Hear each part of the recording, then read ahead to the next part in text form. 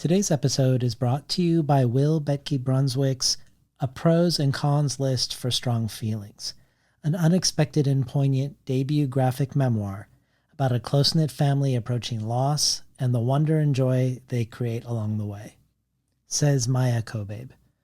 The author was working on a mathematics degree, playing on a hockey team, and slowly coming out as trans and non-binary when their mom was diagnosed with cancer.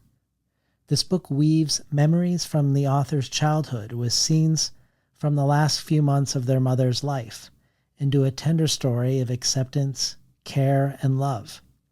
The heavy moments are lightened by the portrayal of the family as penguins, with friends and strangers as a flock of other birds. But the story is deeply human.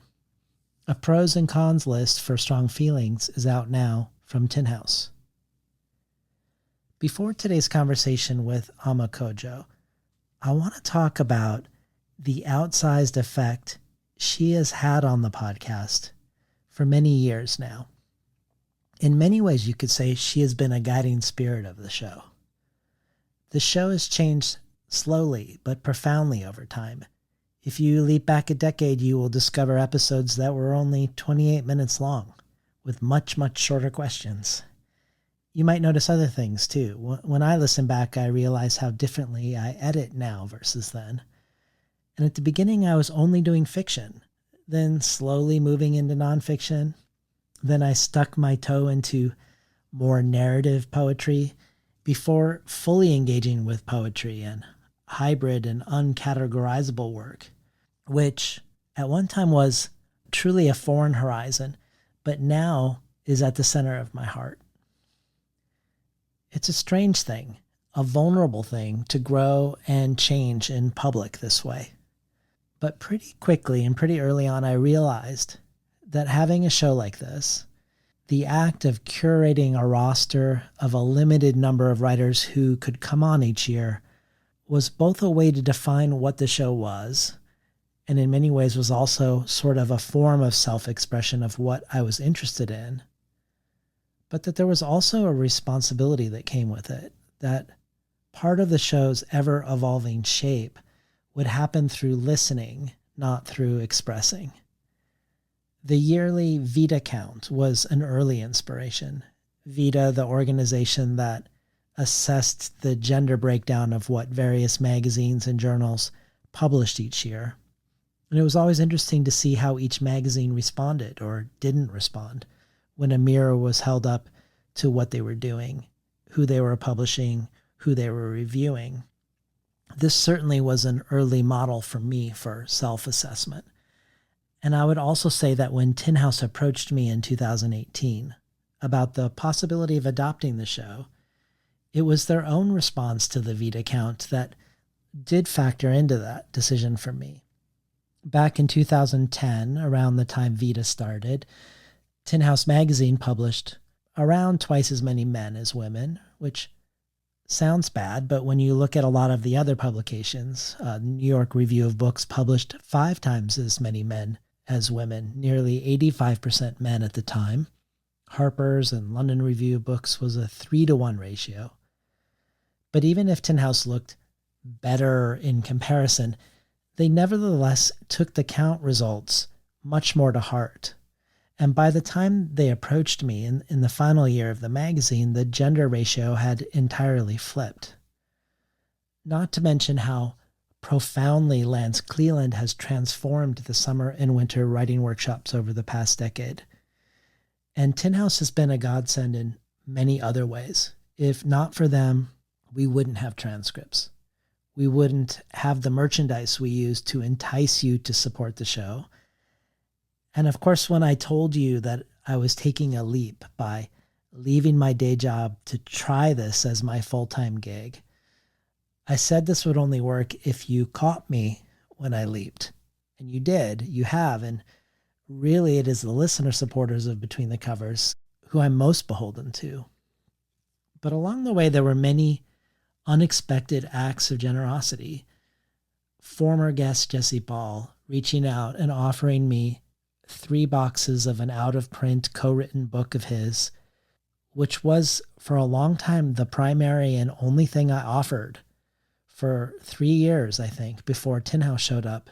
That one gesture was a lifesaver, a bridge between finding myself as a podcaster with a growing audience, but with growing costs, to now. But there have been some other moments too, and none more than when Ama Codjoe reached out many, many years ago now. She'd been listening to an episode, one she was enjoying a great deal, and then near the end, she felt like the conversation no longer envisioned her as one of its intended listeners, that my white guest was addressing me as the representative of an imagined white audience. I'm grateful that Ama thought I might want to hear her experience, that I might want to hear ways, as someone herself who conducts social justice and anti-racism workshops for many organizations, that I could potentially do better. She reached out, shared the ways she felt like I had tried to get the conversation back on the rails, the ways I had instinctively perhaps tried to broaden the address of the conversation again, and she suggested some further things. This was all great, but what I really remember and am moved by is really the spirit of her engagement with me. And even though we didn't really talk often after that, Ama became in my mind's eye a crucial part of my intended audience, as if she were sitting in the front row of every conversation with her incredible, warm, life-giving energy. It was only when I interviewed this year Elaine Castillo, where Elaine uses the terms of the expected reader and unexpected reader in relation to her discussions of how to read and how to critique the writing we're reading, that I realized that the question of expected audience and unexpected audience forever changed for me with Ama reaching out, the way she reached out, the way her spirit has hovered over the show, and the way knowing she is listening has become a huge part of how I listen when I interview. So it's with great pleasure to have Ama on the show today. I always knew I would love this conversation, but I wasn't prepared for just how much I would adore her new collection, one that feels like it emerges from a similar spirit to what I've described. You will soon see that to learn about Ama Codjoe is to learn about the people who inspire her too. That as we learn about Ama's poetics, you will also step by step be learning about other incredible Black women artists and scholars, Denise Murrell, Lorraine O'Grady, Simone Leigh, and others. That her self-expression is also an indebtedness to others and a celebration of others. As usual, I've gone on too long, but as a final testimony to Ama Codjoe before we move to the conversation itself, similar to Dion Brand's contribution to the bonus audio archive, where Dion read from 2 books coming out in 2023. The fiction debut of poet Kinesia Lubrin's Code Noir, and the much anticipated book by Christina Sharp, Ordinary Notes. Ama offers a particularly generous contribution herself, providing 3 different approaches to writing ekphrastic poetry, poetry engaged with visual art. She picks 3 examples of 3 strategies: a poem by Evie Shockley from her forthcoming 2023 collection, Suddenly We, a poem by Ama herself, and then a long poem from Terrence Hayes from his forthcoming 2023 collection, So to Speak. And she talks about each of them along the way. To learn how to subscribe to the bonus audio and about the other potential benefits of joining the Between the Covers community as a listener supporter, head over to patreon.com/betweenthecovers. And now for today's episode with Ama Codjoe.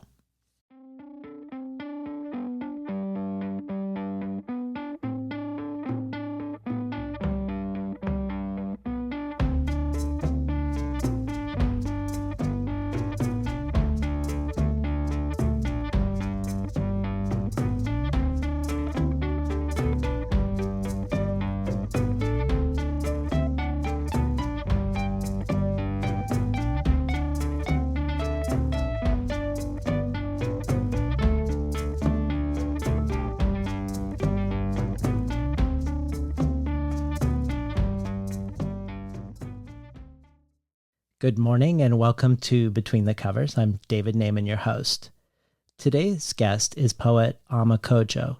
Codjoe received a BA in English from Brown University and an MFA in dance performance from Ohio State University, where she received the Presidential Fellowship, the graduate school's most prestigious award, and finally an MFA at NYU in creative writing, where she was a Rona Jaffe Graduate Fellow.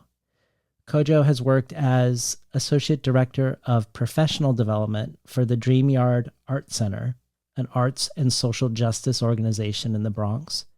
And she's been the lead teaching artist of the Arts and Activism program, the Action Project, a 4-year art and activism program for high school-aged kids, as well as acting as a facilitator, conducting anti-racism workshops for many organizations, ranging from the Met Museum and the Pratt Institute to the National Guild for Community Arts Education.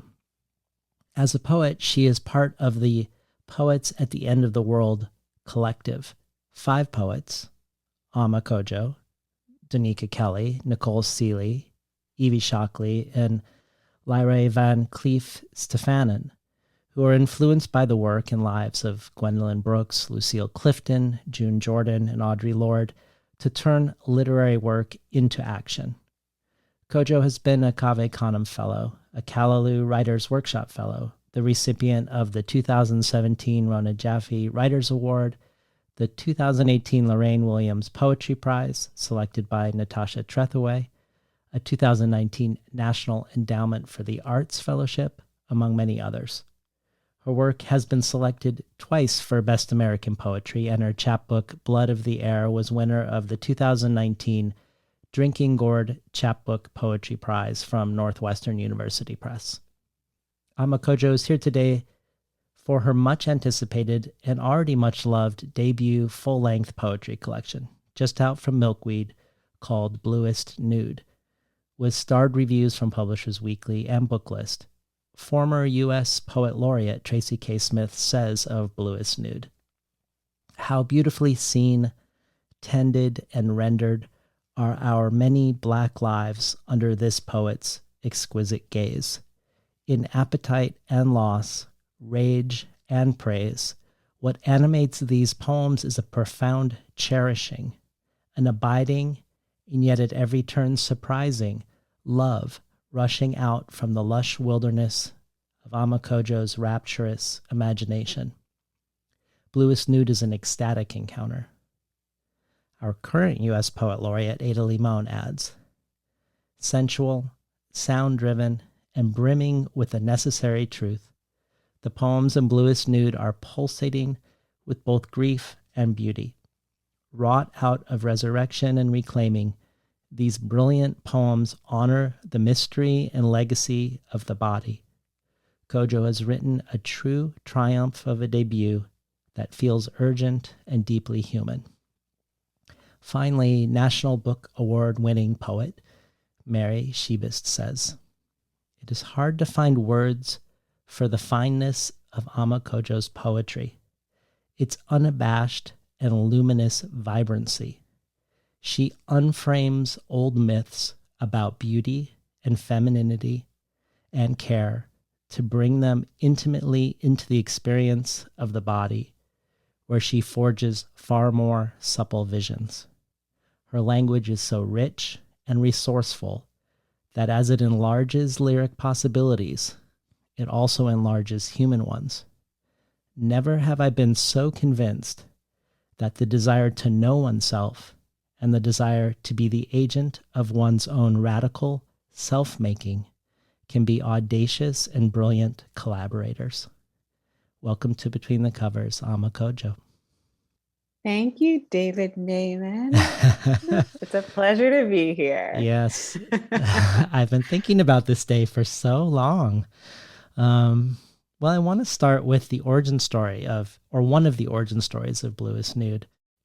But first, I'd love to start with the origin of it as a book, or the vision of a book, because this collection doesn't feel to me like a collection insofar as it coheres in a way that feels like everything in it is singing together, which makes me imagine someone writing each poem with the whole in mind, with a book in mind.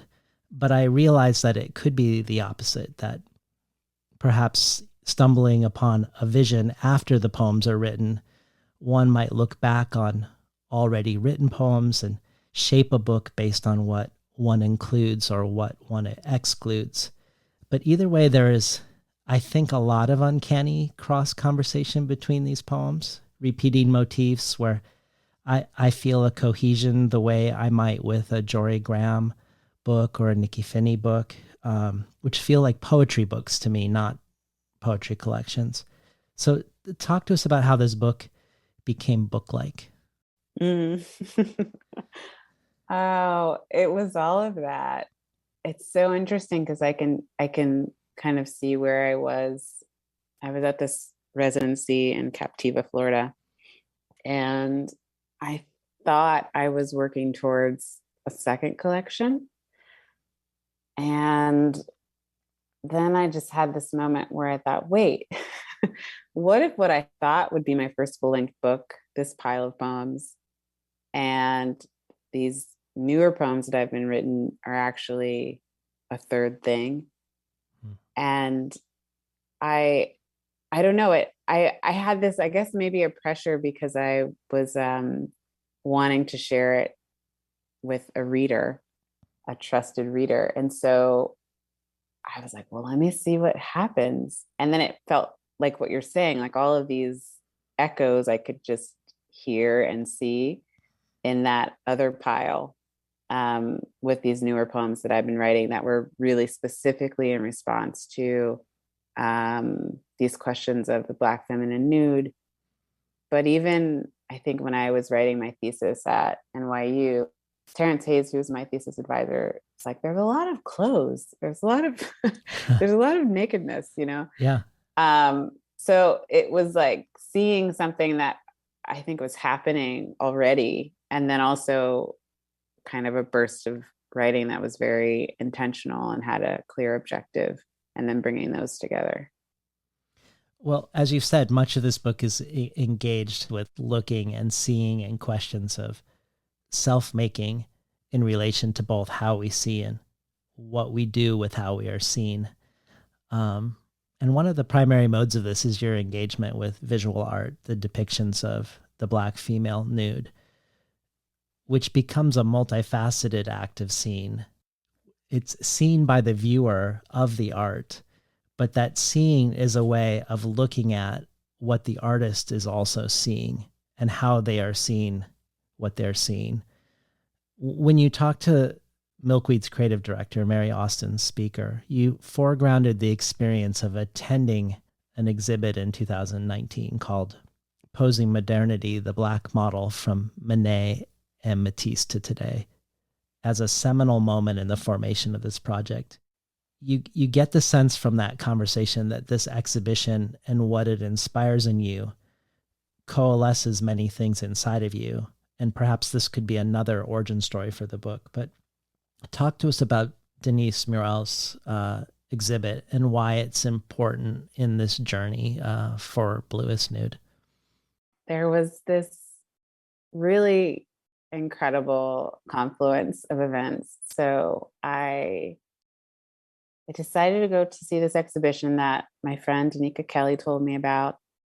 It happened to be, I think, the last weekend that it was showing. And maybe a few days prior, there was like a Times article. So it was really packed. And I was waiting for a friend because normally I'm early. And so I was waiting, and there were a couple of people who I think were tourists, and they were trying to decide if they wanted to stay or go. And then there was another person who came around us and was like, I have these tickets to hear the curator, but I can't stay. Do you all want these tickets? So they took the tickets, and then they decided they were going to go elsewhere, and they gave me the tickets. And so me and my friend got to hear Denise Murrell talk about the exhibition, which completely enthralled me, I think, in a way that I might not have been without hearing her talk about her process of research and these kind of critical questions that really resonated with me around who is this model and this Manet painting, Laura. Like, she went to Paris and, was like looking in all these archives, and really like this idea that there are so many stories that we actually assume we know that we don't know. So I had her with me as I went through the exhibition, and I bought the catalog afterwards. And unlike most times when I buy a catalog, I read every single word and I like let it lead me to all these other places, including the Lorraine O'Grady essay, Olympia's Maid. And I just was like, I don't know. I just abided with it for a really long time. And it started to shape what I was writing in terms of poems. And so by the time that I sat down in that desk in Florida, that's what I really wanted to write towards. So it was definitely a watershed, this experience. And also just being kind of in the company of someone who had decided, Denise Morel, to change careers and later in her life, and who, this story that I've told, this like being in a room and seeing this painting and then seeing the professor kind of pass by it and asking herself, like, well, there's another figure in that painting besides this naked white woman, Olympia. There's someone else there. Who is she? That kind of quest that she made for herself, and that it ended in this exhibition that was also kind of redesigned in Paris.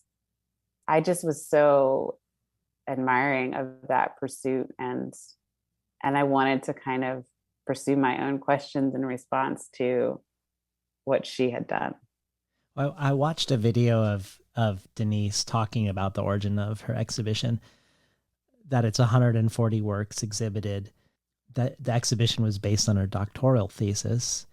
And as you say, it connects to this experience as a student where she was in an art history lecture and they're about to talk about Manet's Olympia, and she's anticipating with great interest what the teacher will say about the black figure in the painting, the servant who's bringing flowers to the reclining white nude woman. And she's shocked that it isn't commented on at all, as if she weren't even there. And what's interesting about the Manet to me is that unlike the Titian painting that inspired it, which includes servants, white servants, in the distant background, the black servant in Manet's painting, even though she's often referred to also as in the background, is actually right up against the edge of the bed where the reclining nude woman is. She's pretty much in the same horizontal plane at almost the same depth, and is both given and takes up a considerable portion of the painting's space. She's prominently present, at least to my eye. And yet, T.J. Clark, the art historian, has recounted his friend's disbelief that in Clark's 1990 version of his book, The Painting of Modern Life, that he had written about the white woman on the bed for nearly 50 pages and hardly mentioned the black woman beside her. And then it's interesting, as you alluded to, also how Morel does this archival work in Manet's diaries to discover the name of the model for the servant, Laura, and the d'Orsay Museum changes the name of a painting from Negresse to a portrait of Laura. But it's also interesting to look at the legacy of this painting, not only how it is inspired by previous paintings, but also the way it sort of cascades forward. Manet's Olympia inspires Cézanne's A Modern Olympia, Magritte's Olympia, and perhaps most notably Basquiat's painting, 3/4 of Olympia minus the servant. What is your experience of looking at this painting of Manet's for you? Do you see Morel's recovery of Laura, who on the one hand has been right there all along, and yet on another has been evacuated of all presence to the point that under this gaze, Lorraine O'Grady says that the servant is not a real person, but both a Jezebel and a mammy. Knowing all of this and all this commentary and this archival work, talk to us just a little bit about just the experience of standing before it for you, and what is your relationship to it, and what do you feel about Manet in relationship to it? If we were to step behind all of the ways people have ignored the servant, what is your sense of Manet in relation to the servant? So the painting Olympia was not actually a part of the Woloch Art Gallery Harlem, New York exhibition. They couldn't borrow it, but it was a part of the Muséum d'Orsay exhibition in Paris. And I was so obsessed with this whole thing that I went to Paris. So I was in basically London house sitting for a friend, and I took the train for like one night and I went straight to the museum. And one of the very amazing and moving things that they did with the kind of redesigned exhibition in Paris was rename paintings, as you mentioned. So there were other Black models that had been researched, and usually just their first names were found. And so when you went up to the drawing or painting, it would be named that Black model's first name. And so you kind of wind your way and get to like the pinnacle of the exhibition, which is the painting referred to as Olympia, and you see Laura, and it's like, wow.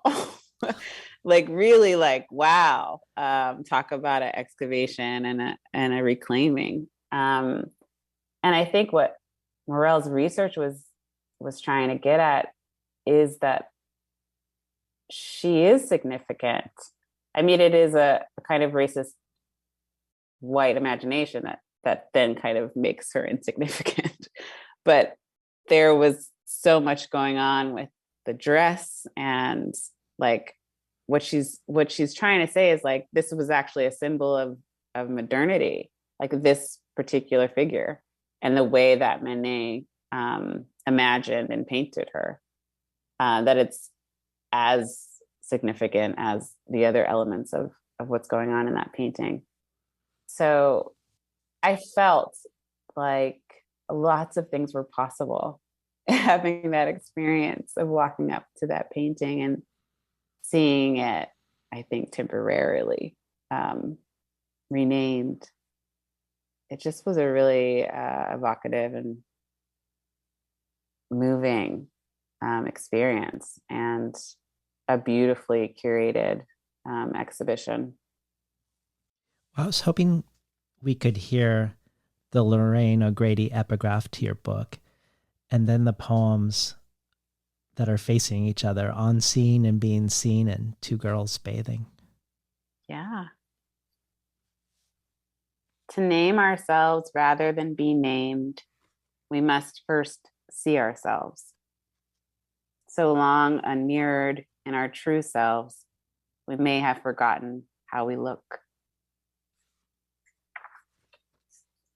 On seeing and being seen. I don't like being photographed. When we kissed at a wedding, the night grew long and luminous. You unhooked my bra. A photograph passes for proof, Sontag says, that a given thing has happened. Or you leaned back to watch as I eased the straps from my shoulders, hooks and eyes. Right now, my breasts are too tender to be touched. Their breasts were horrifying, Elizabeth Bishop writes. Tell her someone wanted to touch them. I am touching the photograph of my last seduction. It is as slick as a magazine page, as dark as a street darkened by rain. When I want to remember something beautiful, instead of taking a photograph, I close my eyes. I watched as you covered my nipple with your mouth. Desire made you beautiful. I closed my eyes. Tonight, I am alone in my tenderness. There is nothing in my hand except a certain grasping. In my mind's eye, I am stroking your hair with damp fingertips. This is exactly how it happened. On the lit up hotel bed, I remember thinking, my body is a lens I can look through with my mind. Two girls bathing. I'm 13 when my cousin teaches me how to bathe. We carry buckets from Auntie's kitchen, limping to the pendulum of water swinging. Undressed, we stand side by side on the concrete floor. Carol's hands don't handle like my mother's did, propping me in the bathtub beside my brother's, constructing an assembly line of our limbs as she lathered and polished us clean. This was before boys became unlike girls, before our mother, whose flesh we ate, whose nipples we cracked, was exiled from us. Carol instructs me wordlessly. In deliberate movements, she rubs across her torso's cross and sweeps beneath each breast. I mimic her gestures, tipping the bucket slightly so as not to dirty the water. I watch how easily she bears her supple body. She wears her nakedness like it's been woven from air. Carol points to a spot on my back. I resist the urge to hide my chest. Tucked inside her is what hangs from my brother's like pockets turned inside out. I tilt my head like a mirror, envy the gold beads hugging her waist, and bring the washcloth to where I've missed, not knowing when and from whom I learned to be ashamed. We've been listening to Ama Codjoe read from her debut poetry collection from Milkweed, Bluest Nude. Already here, I feel like just in these two poems, we see a remarkable amount of conversation, which only hints at the ways this happens across the book, I think. But the two ways of seeing, in the first poem, the line, when I want to remember something beautiful, instead of taking a photograph, I close my eyes. And the ways the second poem, Eyes Wide Open, is about seeing oneself by looking at the body of one's cousin, where the cousin becomes the mirror. And the horrific breasts in Elizabeth Bishop's eyes, quoted from her poem where she's looking at naked Black women in a National Geographic. And then the way the lover in the poem covers the nipple, perhaps love protecting the breast from that sort of sight. Perhaps in the same way you might close your eyes rather than take a photograph of something. Talk to us about nudity, beyond the nude as a model in art. Nudity and nakedness are a big part of this collection. There's something about the question, or I guess a series of questions about what do I see when I look at myself, my naked body in the mirror? And even kind of alone, am I ever alone? So like, I guess it's about what are the things that are shaping my sight, and what have I internalized? How can I kind of use my eyes in a way that's like a tool? And then even when I'm looking at myself, am I also seeing myself as other people see me? It just feels like a hall of mirrors, really. Mm-hmm. And this like intimate space of a bedroom and or a hotel and a lover, like who else is in the space with us? I think that's one of the many like centers of the book, is these unanswerable questions, because there's something about the feeling or idea of nakedness that is about stripping bare, and yet there's so many layers left even on that like naked flesh, and particularly thinking about that as like a racialized body. So I don't know if that gets to what you're I asking. think so. Well, let's stay with it a little longer. You, Okay. you've talked about John Berger's notion from Ways of Seeing, where he distinguishes between nakedness, and nudity. The way he distinguishes these two, you say is useful. Do you remember what he means by the difference? I think it's about who's doing the looking. Like nudity has a bit more of, I don't know, grotesque or uh, voyeurism, or it's less, I think, pure than nakedness in the way that he's trying to make a distinction.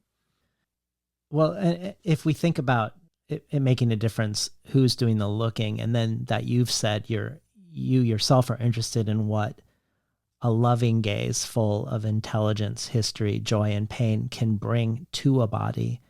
Um, Recently, Rebecca Solnit posted a quote of John Berger's, also from Way of Seeing, and I'm curious what you think of it, especially because it isn't engaging with the racialized body. So I'd be curious to hear how much this speaks to what you're doing and how much it doesn't.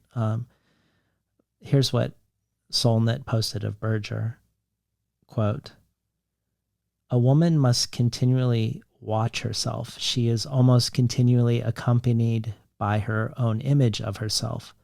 While she is walking across a room, or whilst she is weeping at the death of her father, she can scarcely avoid envisaging herself walking or weeping.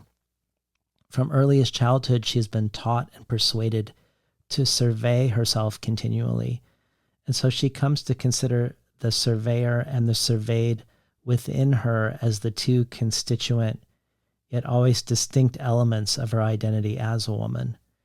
She has to survey everything she is and everything she does, because how she appears to men is of crucial importance for what is normally thought of as the success of her life. Her own sense of being in herself is supplanted by a sense of being appreciated as herself by another. One might simplify this by saying, men act, women appear. Men look at women, women watch themselves being looked at. This determines not only most relationships between men and women, but also the relation of women to themselves.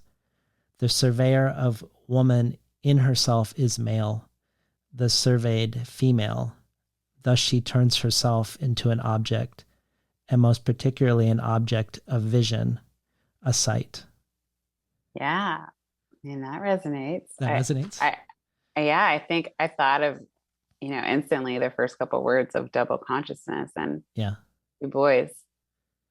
I mean, I think it's like a relevant way of thinking that applies to many people who are or who have been historically marginalized or uncentered. I mean, I would think that the same thing could apply to, for instance, like the Black male. I don't know if you know this artist, Jordan Castile. I don't.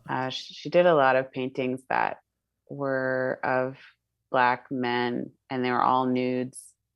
And she decided to not show the genitalia and to have like a direct gaze, and to kind of do these paintings in spaces that were intimate to the people who were sitting for her.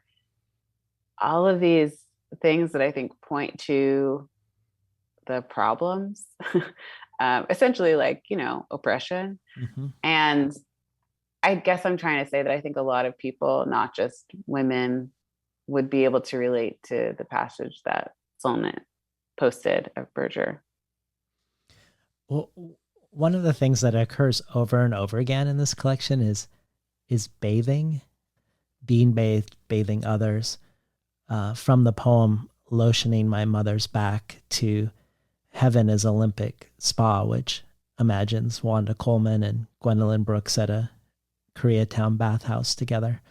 Um, I have many questions about this. Part of me wonders if there is a almost religious or spiritual component to the washing, or whether you are playing with the notion of one, this clearly a washing as loving. I also love, just more generally speaking, how democratically the book evokes eros, not just with lovers. And there are plenty of poems about lovers, but in these intimacies between cousins, between mothers and daughters, and naked poets in bathhouses too. Um, but also thinking about this Berger quote and the way he describes self-surveillance in a particularly gendered way. It feels like there is something possibly instructive happening in these bathing scenes too, a knowledge being passed down. Not just the cousin teaching the eye of the poem how to wash themselves, but Gwendolyn Brooks also showing the subject of the poem how to tend to themselves by scrubbing dead skin with a coarse washcloth. Talk to us a little bit about bathing, about not just being naked, but being naked together in this hands-on way. Okay, so if we look at Two Girls Bathing, which I think would have been the first poem that had bathing in it that I wrote, I wasn't yet thinking about the Black feminine nude. I was just kind of going over a memory that stuck out to me. And it does have to do with this difference between nakedness and nudity, or who's doing the looking. Because I remember my cousin, Carol, having like a different context for her naked body, which was in Accra in Ghana, where I have family. And being struck as a young person with how much I didn't have the same kind of freeness that she had, and wanting to describe that moment.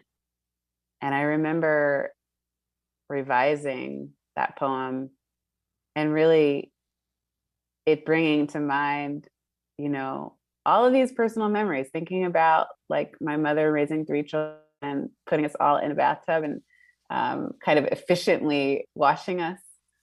And then this other moment where I'm in a place that is not the home I'm used to, but a different kind of home where people are bathing differently, and where a lot of women that I love are just moving through space in a way that maybe I hadn't seen before.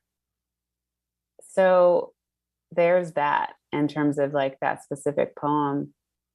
And then when you were asking the question, I was also thinking about this bathing ritual that I did that has roots in Haiti. And like that idea of like water washing over, it's kind of like pouring over your head and onto the rest of your body. I mean, I hadn't thought about it in the way that you spoke in terms of like a spiritual experience in the book, but I did feel that in my life. And I do feel like what I want for the women in the book is that kind of like love and baptism in that love, and the kind of safety and freedom to feel vulnerable and unafraid and kind of protected. I was hoping you would read for us Lotioning My Mother's Back and Heaven as Olympic Spa. Okay. Lotioning my mother's back. Because she lives alone and my hands reach where hers can't, she asks of me this favor. It is narrow and soft, my mother's back. When I massage in small circles, my mother circles her own mother, who is made of whatever makes a shadow thin and ungraspable. She wants to touch her. The bones under my mother's skin, rib cage, scapula, spine, feel like sharp winter rain. Between the clouds, I see a patch of sky, glimpse my aging body, moles like a flicker of paint, undersides of half-covered breasts, patches of eczema my fingers soothe with heavy cream. Is this what a laying on of hands means? Once my mother touched a garment and said, full of an awe, full of sadness, she touched this. Her skin was inside of this. My mother's back shines like the hands I wipe on the towel's face. Weren't miracles always beginning this way? Heaven as Olympic Spa, Koreatown, Los Angeles. Gwendolyn Brooks stood stark naked. I stared into her bespectacled eyes. Ms. Brooks showed me how to tend to myself by scrubbing dead skin with a coarse washcloth, rinsing the body's detritus down a common drain. My flesh was taut, loose, and dying. Even in paradise, I was dying. At first, this surprised me. Oh, the capsized boat of the body, Wanda Coleman sighed. We keep sailing even when we believe we're ashore. Coleman drifted to sleep on the heated jade floor. Clasping my spa-provided robe, I lay on my side beside her. Do the dead dream? I wondered to myself. Wrong question, Coleman muttered. I remembered sleeping beside my mother, touching her nightgown lightly, as if a gesture could restore the cord that in the beginning tethered us. As if I smelled her death in the satin scarf, keeping the plastic curlers in place, or in the Vaseline glossing her arms. In childhood, I pined for my mother, though she was there. Here, in the afterlife, I had no mind to search for her. I was freed from a loss that haunted me even before it occurred. Gwendolyn Brooks hummed a wordless song that stripped me of all longing. I untied the robe's stiff belt and walked amongst the nude women, my skin brushed smooth and silent. I was ordinary and motherless. Because I was not alone, my nakedness felt unremarkable. I didn't miss my mother. I didn't miss missing her. Been listening to Ama Codjoe read from Bluest Nude. So to extend my wondering about the bathing sometimes almost having this sacramental quality, or you even have the line, I just noticed for the first time, is this what a laying of hands is like in the first poem you read? We have a question for you from Mary Shebist. Hello, Ama. It's Mary. Thank you for bringing Bluest Nude into the world. Your poems continue to astonish me. There's, of course, so much in this collection, but I've been thinking about your speech acts and the way your poems enact and interrogate different kinds of speaking, their relationship to address and answer, listening and singing. I'm especially noticing your use of vows. One that stays with me is, I vowed to feel as alive as the woman who, in a rite of spring, must dance herself to death. Could you say more about vows? And I wonder how close this statement is to your own beliefs when your speaker says, the vows we promise one another are veils through which we envision the future. I love that. Has intentionality, perhaps through the use of articulated vows, been part of your own practice, Ama? Thank you, Ama. Thank you, Mary, a beloved poet, a treasure. Oh, oh my goodness. I think in some ways, like there's a vocation of being a poet, which has to do not only with writing, maybe even more so with how one moves through the world and the kind of looking that a person does, a kind of like observation and study and feeling. And that's a kind of aliveness that I think I must have vowed when I walked down the street. I had this very kind of crystallized moment of feeling like I was a poet, and I was whispering to myself, I am a poet. I am a poet. I love that. And I think it's part of that. There is some agreement. There's some agreement about being present and listening and perceiving. And then there's the part where you put it on the page. But 90% of it is moving through the world.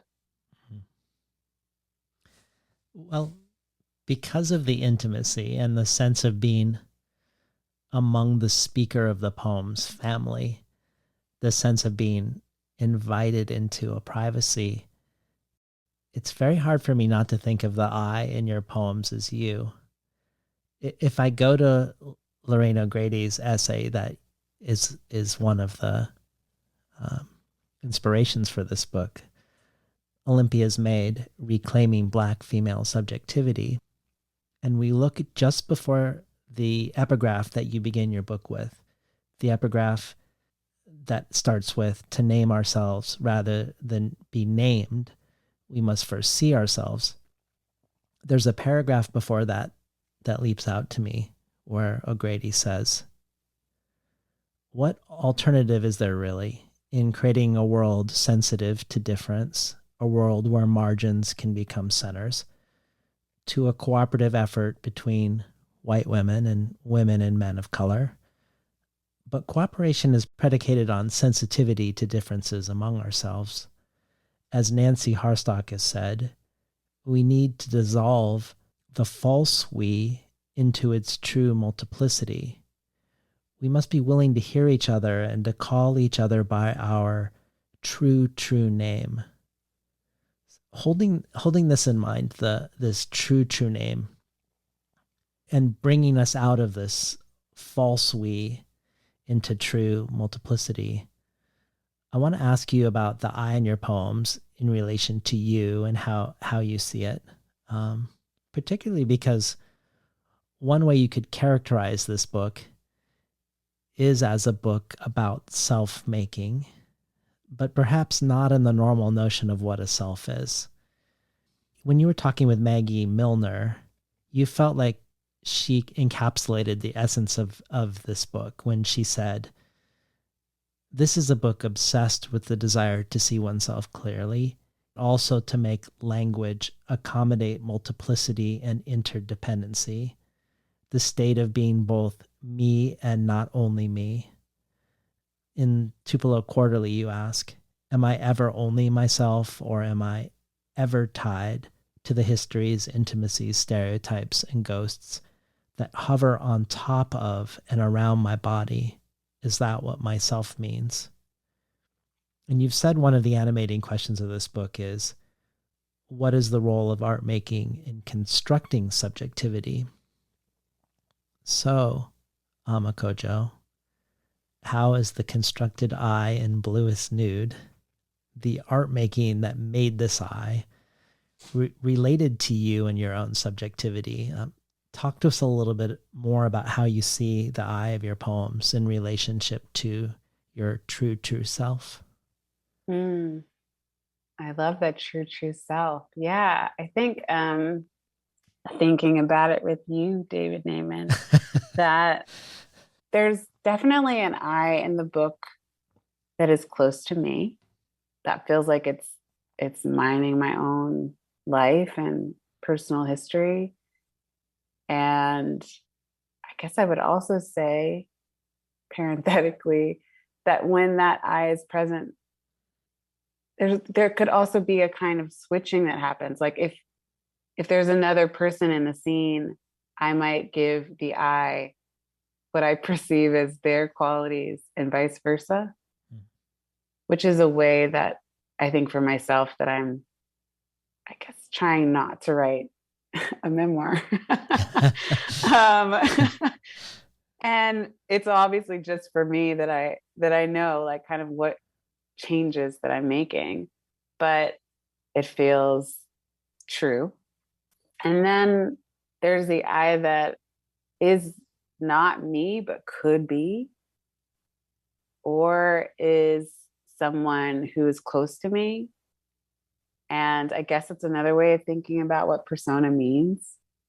And maybe persona is like another way into this question about the I, because there are so many figures that I inhabit, a lot of them being objects, like pieces of art.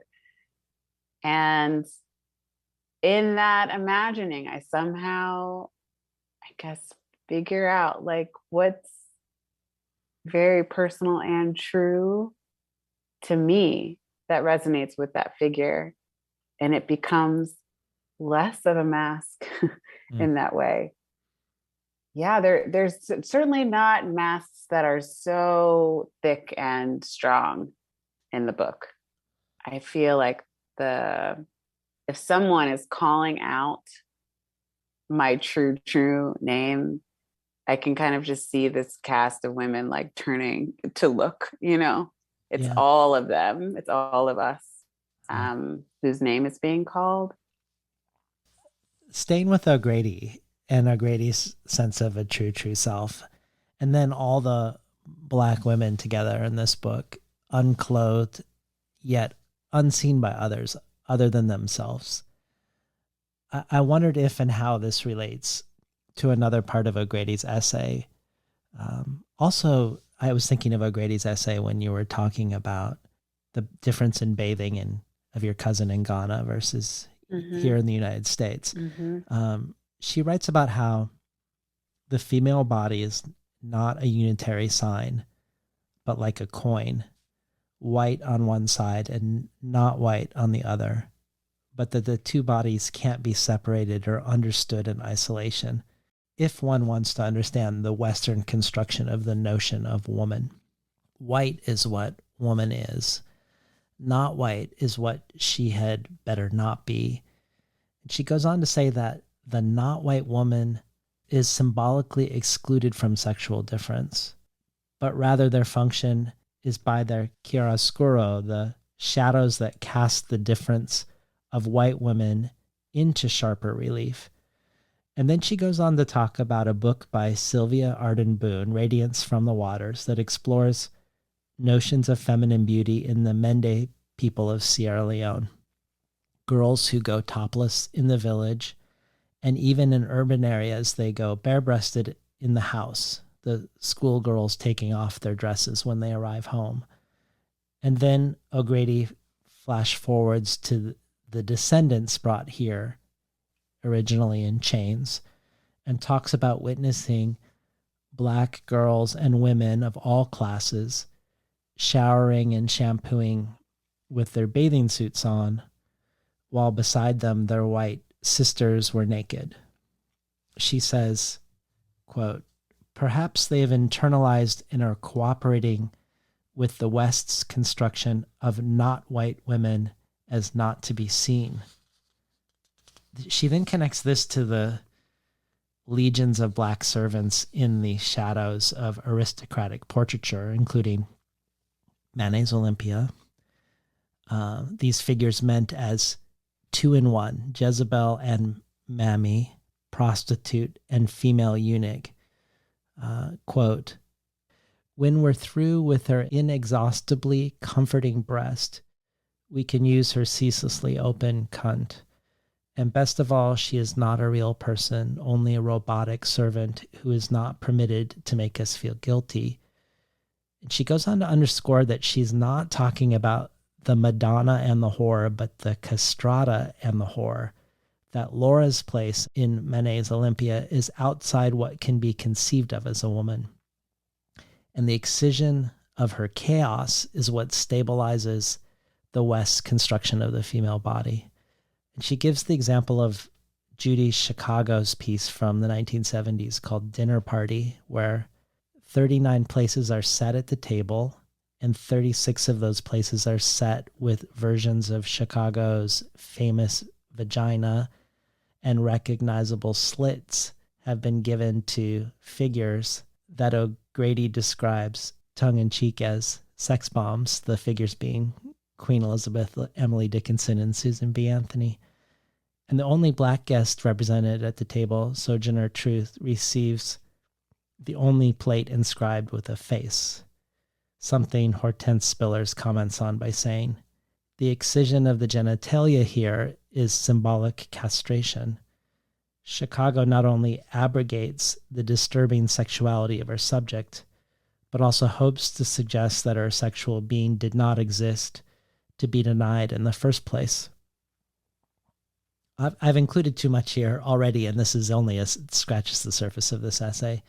But thinking about construction of a black female subjectivity in your work and the ways that O'Grady is dealing with nakedness in Sierra Leone versus in the American locker room, I guess I was wondering if this brings up any further thoughts, and if you could just more generally speak more about O'Grady's project in relationship to yours. Well, I think there are multiple binds, and the kind of impossibility that O'Grady is describing, I mean, to be everything and nothing, to be the kind of person that you don't see, wouldn't want sexually, and also the person that you are, raping. Like, Right. there's so many contradictions that are kind of inherent in the way that Black women have been figured and like kind of shaped and presented, that it does boggle the mind. And I think part of what she's trying to get at is like, I guess if you point all of that out, maybe we can see how absurd this is. And if her audience in some ways is like white women, in terms of this, the first audience for this paper, like for white women to be able to understand, like they're involved deeply in all of this kind of misconstruction. The breadth of this essay, it's so huge. It's like huge. It takes on psychology, philosophy, and I've read it many, many times. One of the kind of crystallizing moments for me is when she's talking about this idea of self-making and expression at the same time as like a critical consciousness is being formed, or at the same time as we're also challenging oppression. And I don't know if this is a sidestep, David, but it reminds me of Simone Leigh's work, because I guess I feel like we're at this point now as art makers where we don't have to list like the bullet points of the things that are wrong. Like we can just be like, see this Yeah. tome of evidence of things that are not okay in terms of like representing the Black female figure, that we can actually turn toward ourselves and toward each other. And that the kinds of critiques that we have, because we are intelligent, breathing people, can live on the periphery of the art. Like it exists. I was thinking about this actually in terms of a house. Like you walk into the house and then let's say that this house is my book. And there are these paintings that are there and this kind of furniture and figures, and there are all these things that are just there. There's no like big announcement. They're just there. And then the house is situated on a street, which is situated in a neighborhood, which is situated, in a so-called nation. And I don't have to, as an artist, comment on all of that. I can just invite you to the house and you can look around at the paintings. And the paintings are just every day. They're portraits of Black women living their lives. That's my hope for the book. And I think the way that Simone Leigh, who is a phenomenal artist, does that is by just presenting these like towering, gorgeous figures who are definitely Black and doing a ton of research, but not really calling attention to the racist thing that might also be a part of what's inspiring making this image. Mm-hmm. That the existence of the art can be about itself, that we have maybe finally reached a place where that's possible. Yeah. I want to spend some more time with Simone Leigh, but before we do, maybe sort of in light of the O'Grady talking about Judy Chicago's dinner party, could you introduce us to, maybe orient us to a little bit and read the poem after Betty Saar's The Liberation of Aunt Jemima? Yeah. Yes. And let me say about the Judy Chicago dinner party that, there's this whole phrase, a seat at the table. So not only have you not given us many seats at the table, but then the kind of like, let's just say the thing that you're serving to everyone else, you give us something different, right? So being able to be aware as a maker that you're doing that feels really important. Mm-hmm. So this poem is after an assemblage piece by Betty Saar that was made in 1972. And there are actually many Aunt Jemimas, this kind of mammy figure, that are portrayed in this assemblage.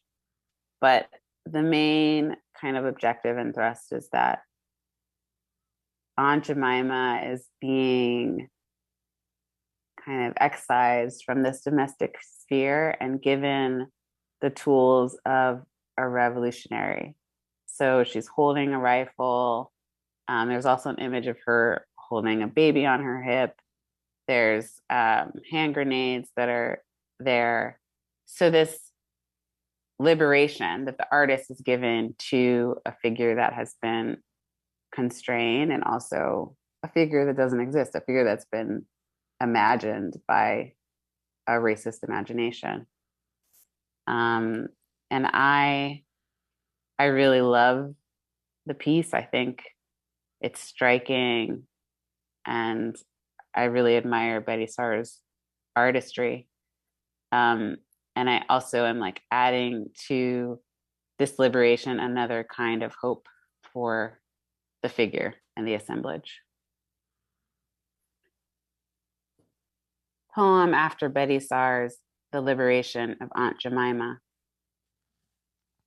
What if, Betty, instead of a rifle or hand grenade, I mean, what if after the loaded gun that takes two hands to fire, I laid down the splintered broom and the steel so cold it wets my cheek? What if I unclenched the valleys of my fist and laid down the wailing baby?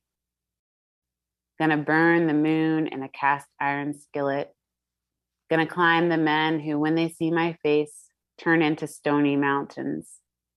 Gonna get out of the kitchen. Gonna try on my nakedness like a silk kimono. Gonna find me a lover who eats nothing but pussy. Let the whites of my eyes roll, roll. Gonna clench my toes. Gonna purr beneath my own hand. Gonna take down my hair. Try on a crown of crow feathers. Gonna roam the wide aisles of the peach grove, light dripping off branches like syrup, leaves brushing the fuzz of my arms. You dig?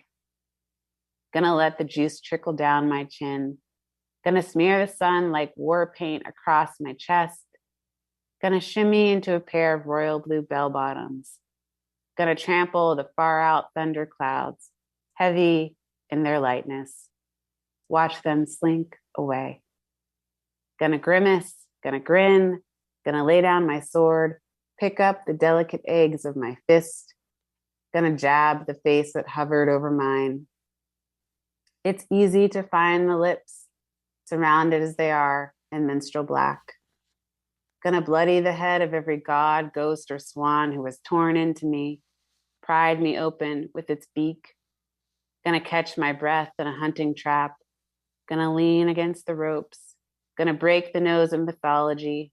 Good night, John Boy. Gonna ice my hands in April's stream. Gonna scowl and scream and shepherd my hollering into a green pasture. Gonna mend my annihilations into a white picket fence. Gonna whip a tornado with my scarlet handkerchief. Spin myself dizzy as a purple lip drunkard. Gonna lay down by the riverside, sticky and braless in the golden sand. Ain't gonna study war no more. Ain't gonna study war no more. Ain't gonna study war no more. Listening to Ama Codjoe read from Bluest Nude. So let's return to Simone Leigh. Before we leave. Well, David, can I add something? Yeah. I just think the poem, there is such a violent contradiction about this domestic enslaved person who worked in the house that is characterized as a mammy and who really was the closest to the kind of physical assault and sexual violence in the plantations that existed on the land that we now live on. It's really beyond troubling to think about how these figures have been mythologized and how we think of them as real, because then they become the faces of, like, pancake syrup and all these things. We think that that is actually real. And that is such a, the only word I can think of is violence. Yeah. And to kind of have this figure who's like stripped of their sexuality and then also hypersexualized, like, it's just, it's maddening. So when I think about, what I would hope for her and for me, it's like this release from all of that. And even from the kind of waging that is our movement building, even the kinds of waging of freedom fighting. I want her to lay down. Well, taking this forward, this this idea of her being overdetermined and erased simultaneously. What is hidden, what is seen, how it is seen in relation to nakedness and nudity that both you and O'Grady are unpacking along the fault lines of race. We have to mention the sculpture on the cover of your book by Simone Leigh. She, like you and like O'Grady, talks about her work being about parsing the construction of Black female subjectivity as well as paying homage to a long history of Black female collectivity, communality, and care. In this sculpture, interestingly, the top half is a bare-breasted torso, and the bottom half looks to me like almost like a bell. Leigh calls the bottom half skirted, and sometimes she makes it into a jug by adding a handle. But whatever we call it, it obscures or hides, perhaps protects, the human form within it entirely. We don't see any of the human form within it, whereas the top half is fully revealed. Her pavilion at the Venice Biennale, which you're at right now, is called Sovereignty, of which she describes sovereignty as self-governance. To be sovereign is not to be subject to another's authority, but also not to be subject to another's gaze, to become the author of one's own history. And I guess I was hoping you could speak to the cover for sure, but also the experience of being at the Loophole of Retreat in Venice, and the sculpture that you've chosen, which you've called either the last poem in the book or the first poem in the book. And lastly, given that some of what's happening in Venice is available for us to watch online, if there is anything in particular you'd want to point us to. There's such, I think, wisdom in Simone Leigh's work. And I really appreciated what you said about the protection. I think she does the same thing when she like kind of erases the eyes.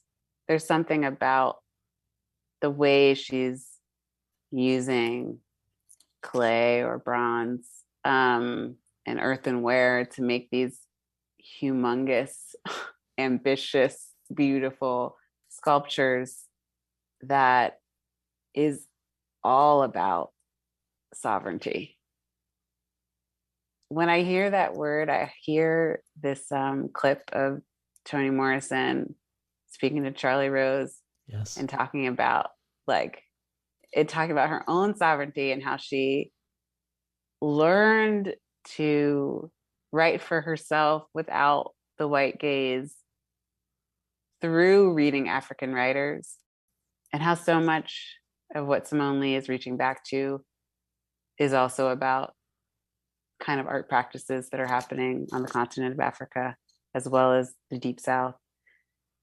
So I not only feel in awe of her sculptures, but the way she is as an artist in the world is always about, one, recognizing that even though she is the first Black woman to represent the United States at the Biennale, she doesn't deserve that first, that many other people could have been first. That first is about something outside of her and outside of her lineage. That's about racism and not about her.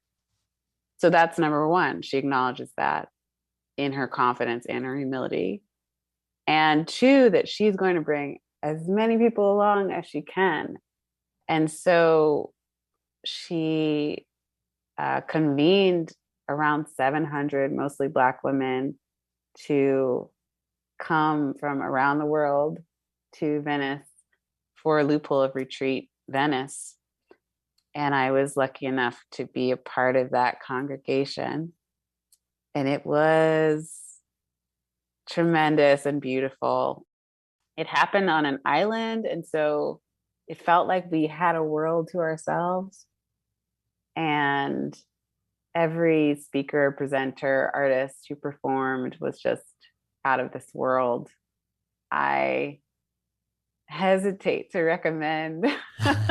But I would say, I mean, one of the only poets who was presenting was Araceli Scrimmai, who offered something up on day 3 of the conference. I would definitely watch that. Day 3 also, there's a conversation between Lorraine O'Grady and Simone Leigh. But I mean, there were so many beautiful moments. There's an artist, Grada Quilomba, who speaks about an installation that's in London at the moment that is kind of difficult to describe, so I won't even try. But yeah, I would say if you begin to watch, you will continue to watch, because it's a beautiful archive. And there were thousands of people watching as it was going on. And sometimes there were things happening simultaneously, and I would come home very late and then watch things that I missed. Holly Bass is a wonderful performer who's also a poet, who did an incredible piece. I think it's called American Woman. Christina Sharp's been, oh my gosh, has been sharing some clips of performances on Twitter too that have been really mind-blowing. Oh my gosh, Christina Sharp, Dion Brand. That's the other part, that there were so many writers specifically whose work is so important to me, who were just there. Yes. Yeah. Dion Brand, Christina Sharp, Sadia Hartman, Canacia Lebrin. It was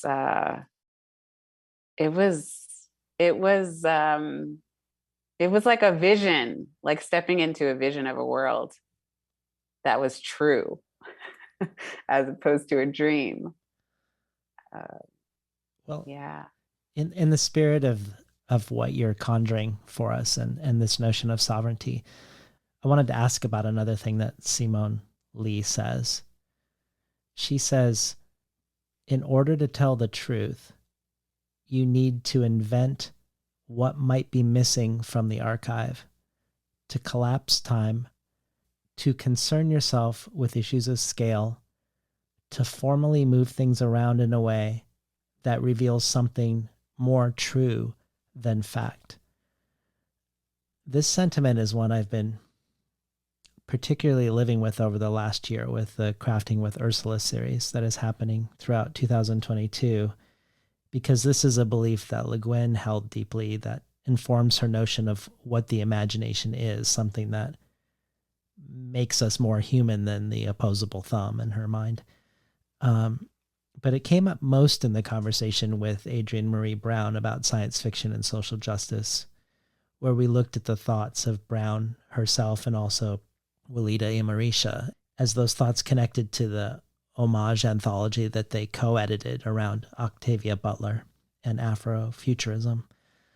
But I think of this when you say, when you want to remember something, you will close your eyes rather than take a photograph. The closed eyes, like the bottom half of Leigh's sculpture, might contain the meaning more than what we try to capture through sight. It might be a different form of seeing. I think about the ways photography appears in this collection, also in relation to the end of Leigh's film called Sovereignty, where she burns a papier-mâché version of a ceramic work called Anonymous that depicts the unidentified Black female subject from a racist 1882 souvenir photograph taken by a white photographer. And that the burning of this photograph for her was a cathartic ritual for her. But I also think of a section of your title poem, Bluest Nude, that goes, in the news there was another incident. If I describe how the officer treated the young woman's body, I'm also describing the color of her body. Let me refuse simile. I do not wish to write it. So there's a lot of nakedness in this book, but I was hoping we could spend a moment with sovereignty in relation to this bottom half of the sculpture on the cover, or with the closed eyes, or with the refusal to describe, which feels like the other side of the Bluest Nude. Yeah, I love that observation. I think the refusal is a kind of protection. I mean, in some ways, it reminds me of just the filmmaker who made Conspiracy, which is the film that's a part of Simone Lee's exhibit, is Madeline Hunt Eldridge. And she was talking during Loophole of Retreat Venice about how some of the subjects that she was filming had secrets, and she didn't want to put them in the film. And how in some ways there's a fiction that's happening in this isn't in Conspiracy, it's in another film that she made. And I love that idea of like the secret and the refusal and the protection kind of being linked together. There's also what doesn't need to be said because we've seen it so much. The kinds of brutality and the things that really should make us fall to the ground and just be subsumed with grief that we have become accustomed to watching, if not hearing about, in terms of the brutality, violence, and murder of Indigenous people, Black people, trans people. And knowing that we all have that already as an author, as part of my sovereignty, refusing to give you that image again, because I know you have it. It feels like a disruption to what we may have become accustomed to, or what we may have to become accustomed to in order to just kind of wake up in the morning and continue on with the things that we're supposed to do. It feels like we should all just be doubled over, unable to move based on the level, the scale of inhumanity, ill treatment. And it should be debilitating. And I think it is in our psyches in a lot of ways collectively. But yeah, in that moment, in that poem, and I think in other places, just refusing to say. In one way, it reminds me of something Evie Shockley says in your conversation with her and Danica Kelly. It was after you were describing that you loved residencies and how you would look out a window from your desk and write. And Evie saying how it was interesting that you were a poet who looks out a window, but that what you write is very different from what the typical poet who looks out a window writes, which might also speak back to two different ways of seeing. But it makes me think of the line from the collection, "My body is a lens I can look through with my mind." And I'm sure that you choosing not to describe some things is part of the sovereignty of this collection and part of why it feels so life-giving. But I also think even if you had chosen to center racism in the collection, that it would have still been a very life-giving collection, because having attended your online book tour now with Sharon Olds, Ross Gay, it's clear that you have some quality in you that feels this way. You emanate something that your poems also do. I'm thinking of things Sharon Olds said about you in your event with her. Her preface of that event was just so mind-blowingly amazing. That the I in your book isn't entirely autobiographical, that you have these alternate representations of the I and of a people that allows us to move forward from our history and our art history, that the book is experimental but down to earth, and the qualities she thinks of with it are clarity, mourning, tenderness, and truth, subtle truth and raw truth both, that the collection does not ask us for anything but is pure gift, that the poems are very strong, never making nice, but they are nevertheless nourishing. And I feel like this all describes your events, which felt so connected and emotionally vulnerable, joyful and tearful, aware of an I situated within community and the significance that these others had gathered around your book, a book that itself had gathered the work of so many others. I think about the poet Kinesia Lubrin's uneasiness with the lyric I, where in one talk she said she doesn't like how the lyric I enacts a verticality of ego, the hierarchy of knowing that it entails, or the way it makes a singular sound, a homogenizing sound. And I feel like your poetry and you as a poet in the world is, I guess, feels to me like it's working against that sort of I too. It's not really even that this is a question. I think it's more of a thank you, but but I wonder if this raises any thoughts for you. Returning to this question of the I and this question of sovereignty, which is not the same as like individuality.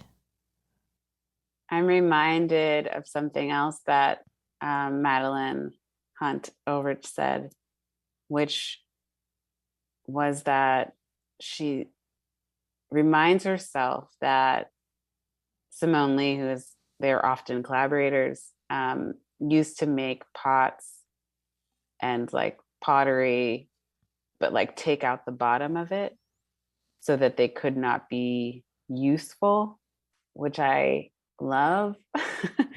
And it reminds me of that because like useful, I think, like to kind of elaborate on what Madeline shared, can mean different things, just like I can mean different things. Like we don't have to take what we have received that is like dripping with patriarchy and white supremacy and everything else as like what it is. The I doesn't have to be this kind of self-reliant myth. If I look at what I believe it means, I can't help but see so many people in an I. I mean, it's like impossible not to. We didn't just get here by ourselves. At the least, there's two people that are involved. So I think there's something about it redefining that as a part of sovereignty. So sovereignty meaning self-determination, but also self-definition and the ability to define and describe and determine what is useful. I mean, is art useful? Is beauty useful? It could be something that is a little bit different than what we might have inherited. So that's what, comes to mind. Well, earlier this year, before Ada Limon became our U.S. Poet Laureate, she was on the show. And I reached out to her to see if she might ask a question to you in this interview, but knowing full well that now that she is U.S. Poet Laureate, giving readings at the Library of Congress, surely inundated with publicity requests, that it wouldn't likely happen. And Vaughn, who handles her speaking engagements, agreed with me. But surely this speaks to Ada's esteem for your work, that which she also is featured on her podcast, The Slowdown, which she hosts, that she did record one. So here's Ada Limon. Hi, this is Ada Limon, and I just have a question for you. I feel like we don't get to celebrate enough, and I just wanted to know, I know how long you've been working, how hard you've been working on your poems, and I wanted to know how it felt to have your book put together, to see it in your hands, to hold it for the first time. Yeah, I want to know more about that. Thanks. Thank you, Ada. And thank you, David. These little Valentines are just amazing. Oh, I have been really astounded by how amazingly good it feels, not just to hold the book, but to have readers who care so much and are so thoughtful. And so many people have said, I'm reading the book and I'm reading a poem a day and I'm taking my time with it. And it's just been truly marvelous. So I, as you could tell in these events that you weren't present for, have just been overwhelmed by how much love I feel and how much gratitude. And again, it comes back to that I not being alone at all. Like, I am the author of the book, but there's such a constellation of people, some of whom I have never met, my ancestors, that are just along with me. I mean, it feels so full of everyone. I've said this before, but I think about, literature as a river, and it's a river that I have been quenched by, and I'm just humbled to offer something to that river, and I feel really grateful. There's also this thing about the reader knowing so much, because I'm bringing to my own reading of my own poem all of this information that is not on the page, these memories, and I can kind of have this kind of film, like I can kind of remember when I'm composing what I was thinking and the images that I'm seeing, and the reader is just coming fresh to the page. And it is such a gift to be able to hear what they hear and to listen to what they see. It's been remarkable. I feel very grateful and full.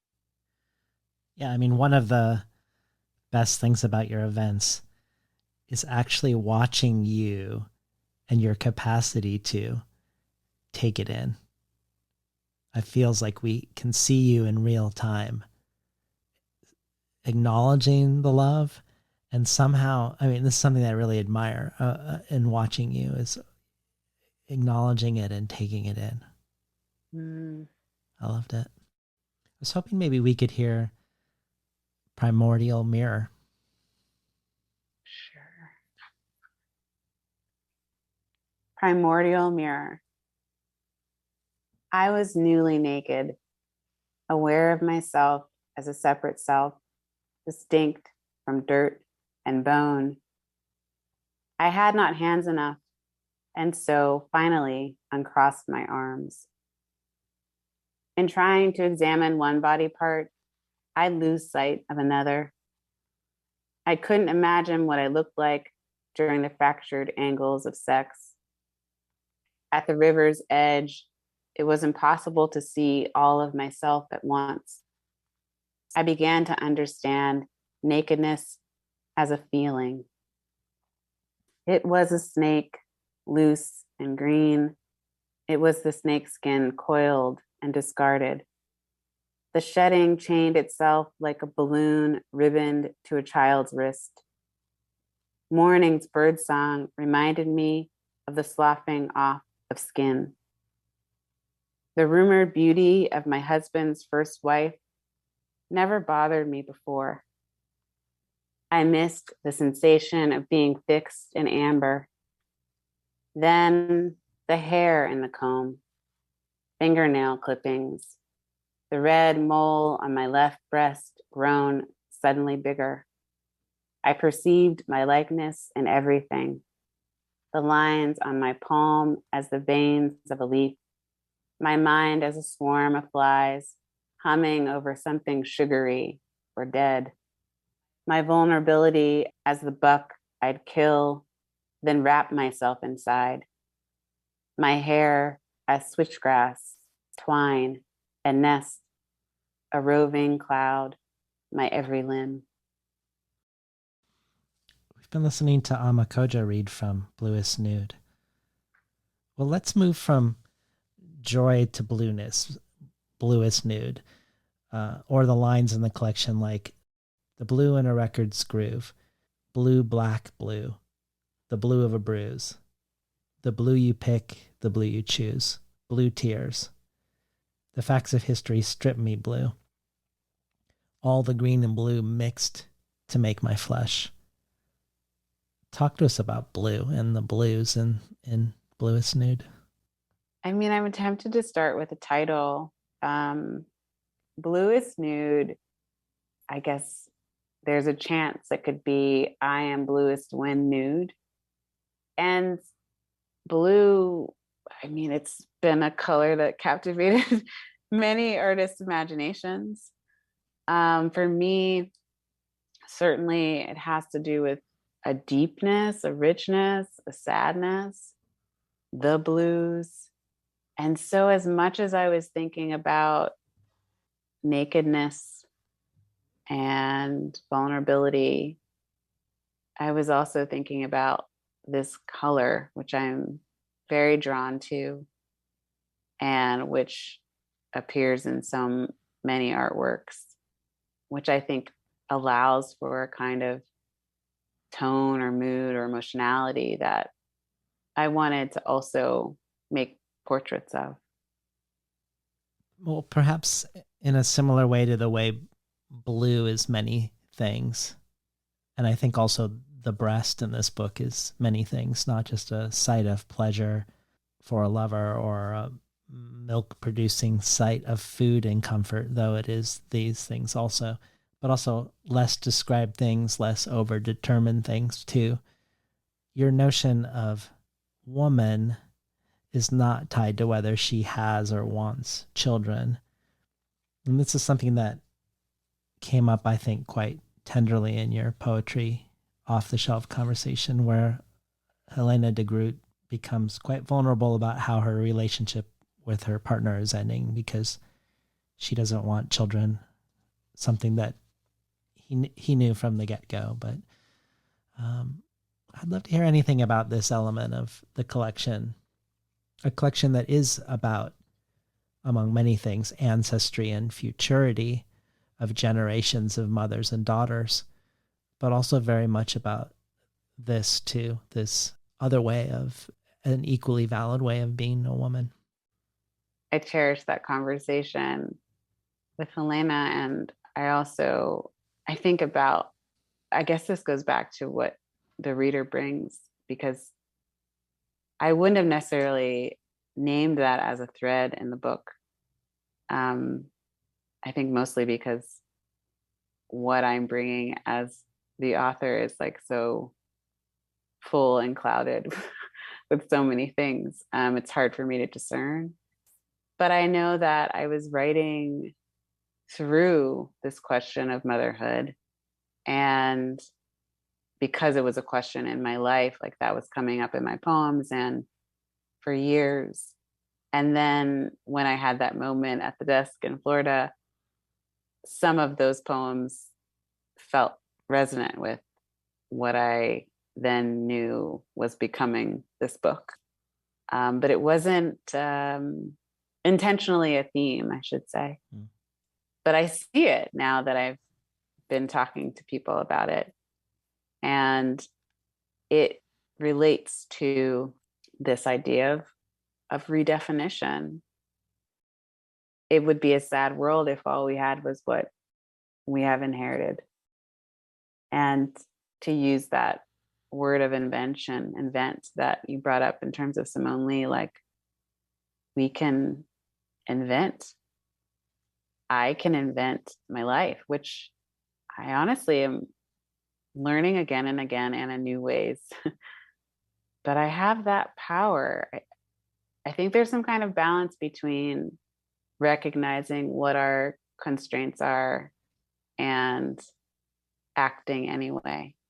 And so if one of the kinds of portraits of womanhood is mother, and if it is kind of an insistent and persistent portrait, how can I exist as a woman outside of that? And the answer is it's not that difficult. I just have to move forward living my life, making choices that I think support my values and who I want to be in the world. And it's not complicated. But I don't sense the kinds of, I guess, dead ends that may be projected onto me. I can see over the wall. Well, I would love to spend the rest of our time together talking about some questions of process and craft. First, we have a question from Danica Kelly that sort of can start the way for us. This is Danica Kelly, and Ama, I have a question for you. In She Said and Burying Seeds in the book, those two poems in particular, although there are a number of poems that have epigraphs that are obviously taken from sort of similar sources, you use archival documentary material, and I was wondering if you could talk a little bit about your approach to incorporating the testimonies and interviews into the poems and how you approach shaping them. I feel like this, again, is like perhaps clearest in She Said and Burying Seeds, and I would just love to hear more about that. I love you, Danica. I think Danica knows this, but there was some point way before I knew that this book was this book, when I had been working on what I thought was going to be my first book. And I had a lot of time left in a residency. And so I decided I really wanted to write kind of in a different way, not a lyric, but thinking about documentary poetics. And I was looking at Zong, I was looking at C.D. Wright, and I also just knew that I wanted to write about the painter Artemisia. And I didn't know exactly what that meant yet. I didn't know if that meant I would be writing an ekphrastic poem or what. But the poems She Said came from that impulse to work in a different way, which is not uncommon for my practice, and to really think about how to use found text. And so I was reading a really thick book and trying to figure out what kind of documentary text I could use. And I read the court transcript from the rape trial that Artemisia Gentileschi's father sued the rapist. And I didn't feel comfortable using any of her language because she basically was put on trial. She was also basically tortured. She had this kind of very archaic cord wrapped around her hand that was like, it was a brutal experience in many different levels. I didn't feel comfortable using her words, but there were these footnotes from the transcription that I felt could be a way into a poem. And where the majority of the poem is using those footnotes and kind of reordering them and putting them in conversation with other fragments, including the Senate Judiciary Committee testimony that Dr. Christine Baisley Ford gave in 2018. So that's the story behind She Said, which is actually a poem that I haven't been asked a lot of questions about yet.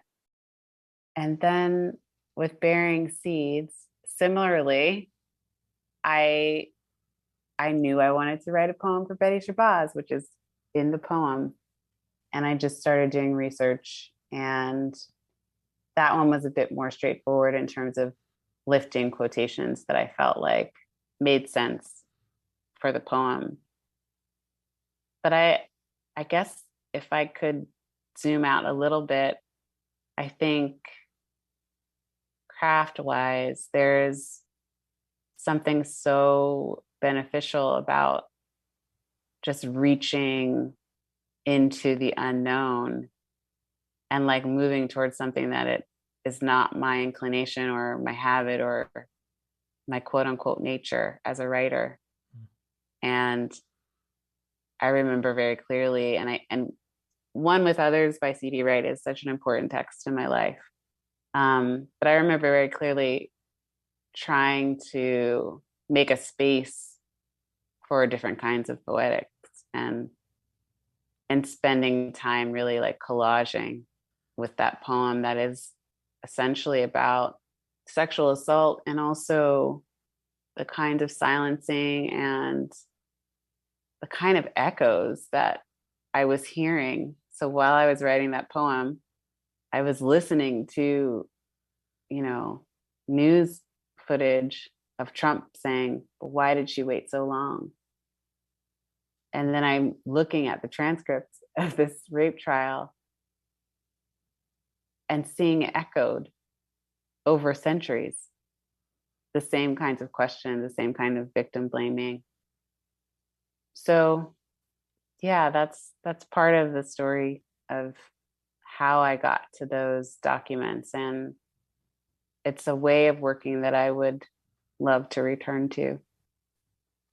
You've said multiple places about your poetry more generally, I think, in this collection, not necessarily specific to the documentary poetics of these two, that you wanted to create poems that were like paintings, which, at least to my ear, sounds different than a poem that is engaging with a painting or about a painting. What does that mean, to write a poem like a painting? I guess when I hear that question, I imagine a kind of lushness. I guess in some ways it's saying like I wanted to move into or walk into a landscape that I had dreamt that,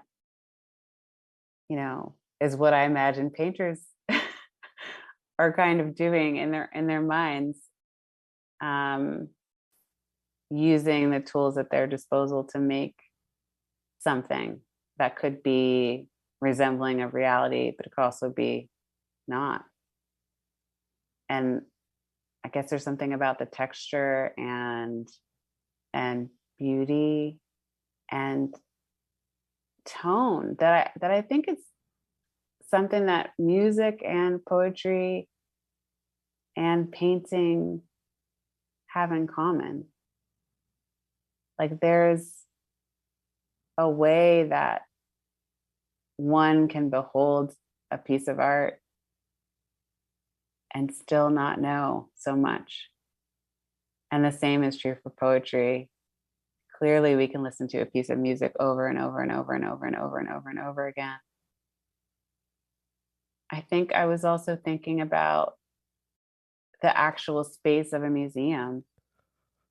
It's wonderful that we're in a time where you can go to a museum or you can go to an exhibition and be surrounded by Black figures. Like going to the Carrie James Marshall exhibit, I think it's hard to describe how powerful and meaningful that is. And I just wanted to make something where when you enter the house, you're looking around and there are all these paintings that are poems. Yeah, that's wonderful.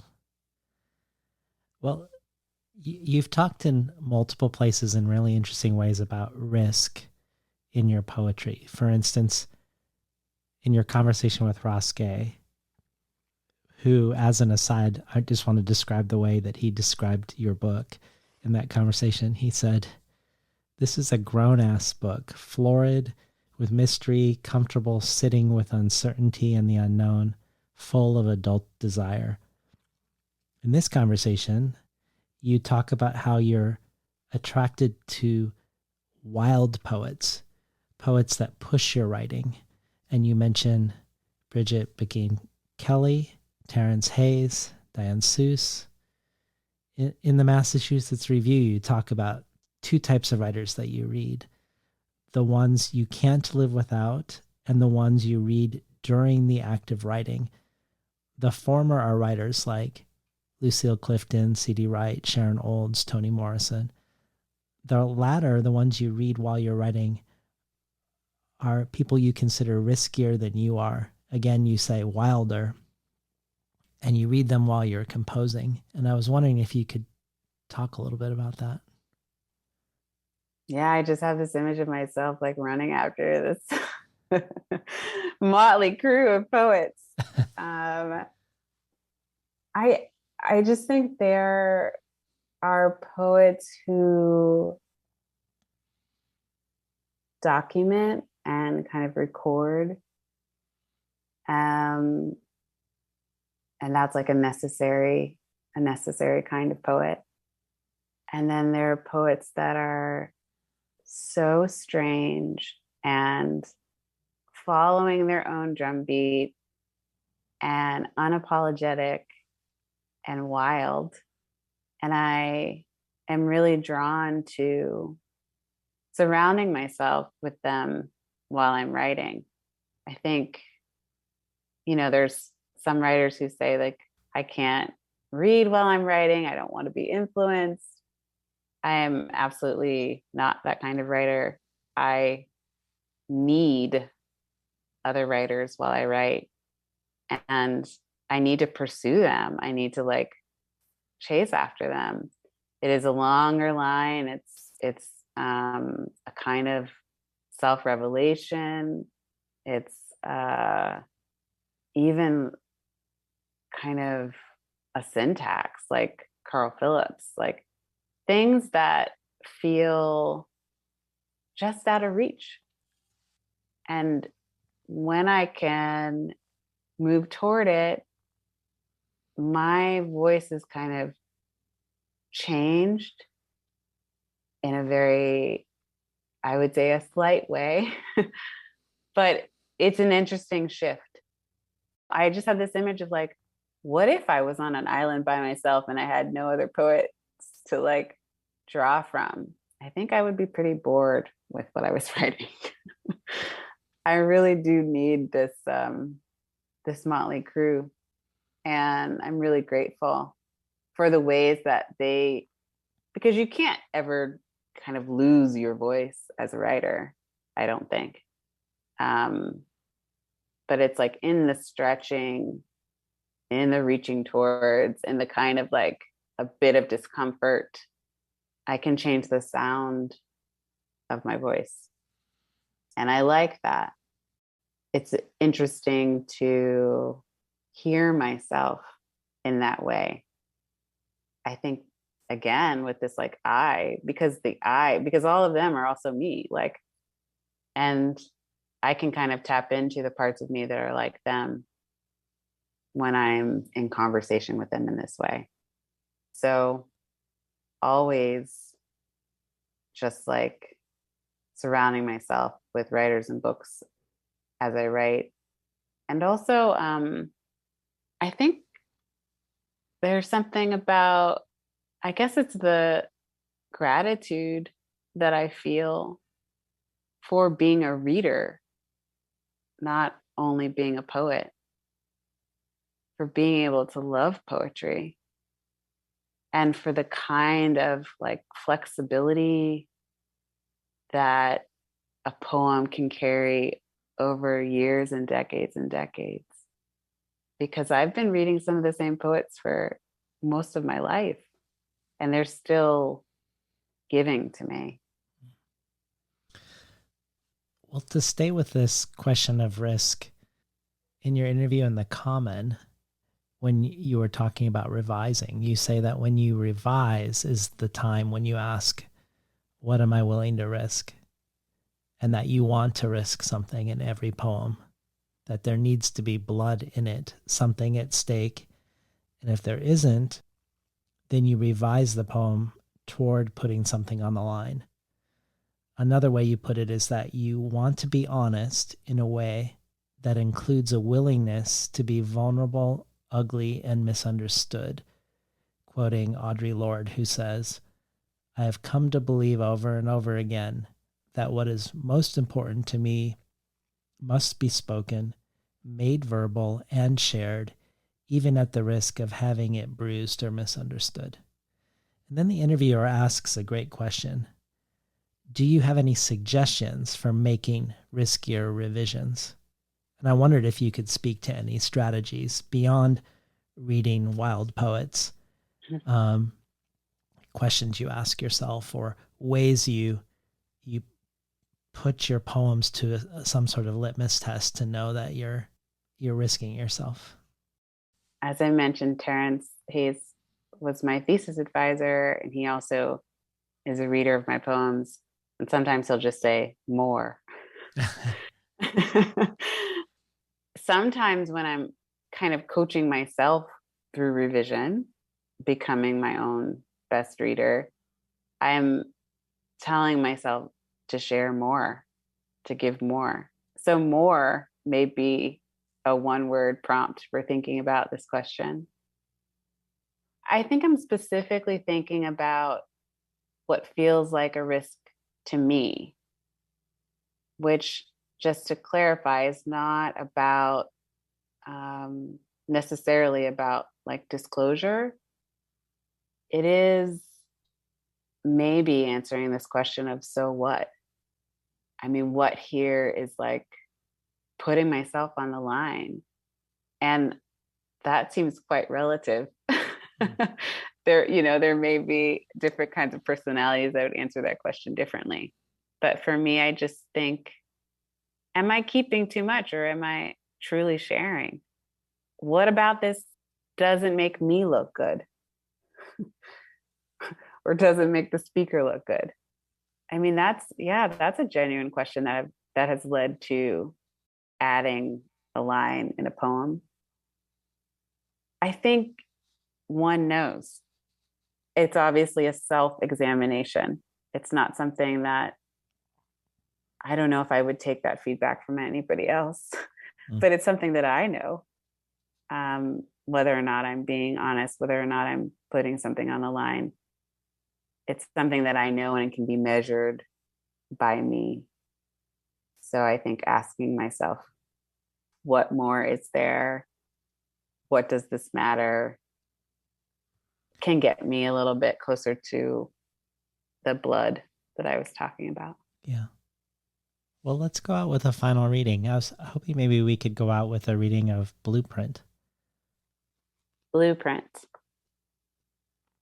As I lay on the prickly grass, grasshoppers chattered in my hair. I stroked the ground like a beard. No one sang. The whole sky was watching. It's animal piss in the dye pot that bakes indigo blue.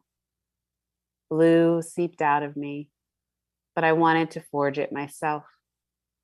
I was obsessed with making. The yellow leaves browned. The sugar pine needles refused to shed. I couldn't get the pigment right.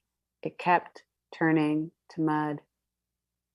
I had attempted this before, making wine from another's body, stamping and stomping my grape-stained feet. When I rose, I left the print of a woman behind.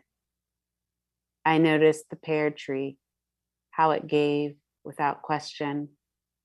I asked anyway, was asking again, collecting broken seashells and tiny elephant figurines. I needed a herd of blue. I soaked black beans for the color they left.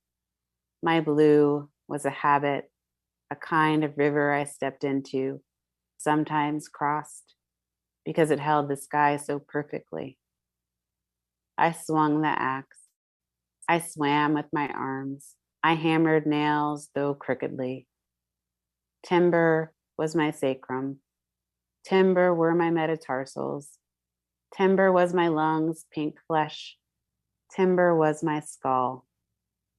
I was a blueprint, blue on blue, mapless, but for those warm bones and my red heart barking.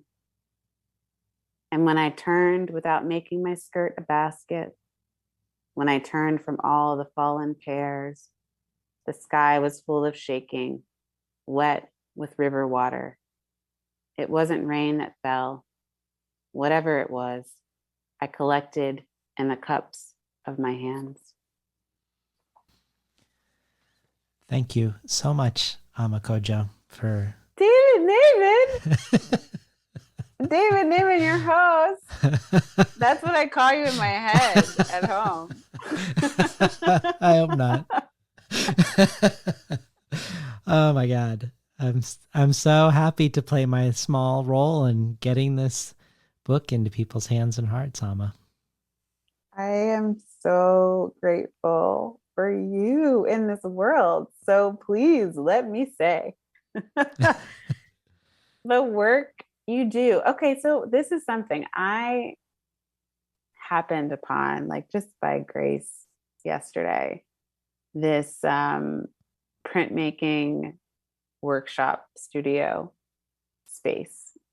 And I had no idea what I was walking into, but I kind of knew that I wanted to see what was going on in there.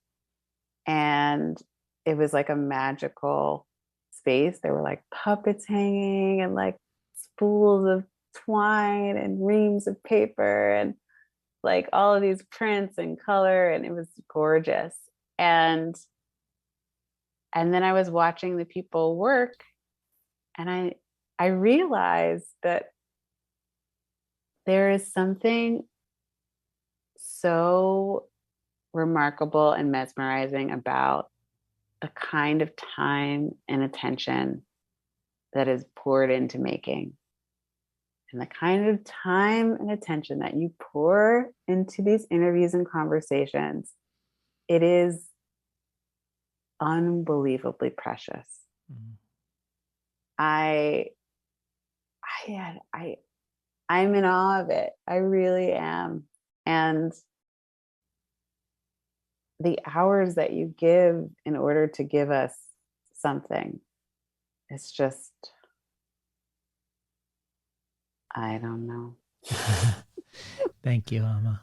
That's so moving to hear. Oh, it's so true. It's so true. Thank you so much. And I'm so happy you get to go feed yourself. You have your residency coming, yeah? I have my residency coming. Yeah.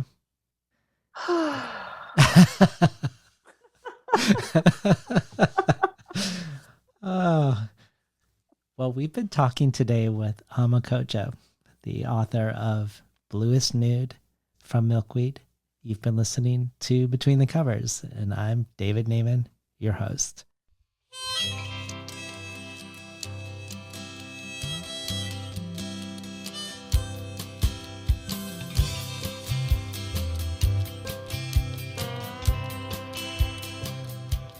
Today's program was recorded at the volunteer-powered, non-commercial, listener-sponsored, full-strength, makeshift home office of me, David Naiman.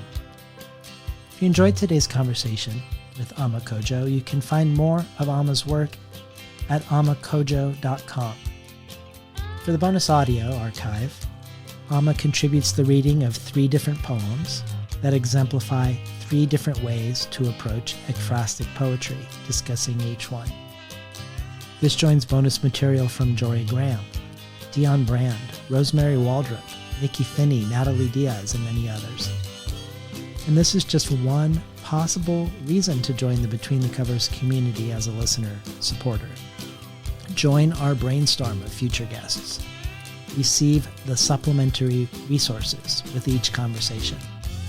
Choose from a wide variety of other potential enticements, whether becoming an early reader for Tin House, receiving 12 books over the course of a year, months before they're available to the general public, to any number of gifts and collectibles from past guests, out-of-print chapbooks by Ursula K. Le Guin, writing consultations, a bundle of books selected by me and sent to you. You can find out more at patreon.com/betweenthecovers, or if you prefer a one-time donation, you can do so by PayPal at tinhouse.com/support. I'd like to thank the Tin House team, Elizabeth DeMeo and Elisa Ogie in the book division, Alice Evelyn Yang in the art department, Becky Kramer and Jay Nichelle in publicity, and Lance Cleland, the director of the summer and winter Tin House Writers Workshops. Finally, I'd like to thank Imre Lodbrog and Barbara Browning for creating the outro. Their album, Imre Lodbrog E Sapatita Me, can be found on iTunes. Barbara Browning's trove of ukulele covers can be found at soundcloud.com/Barbara Browning.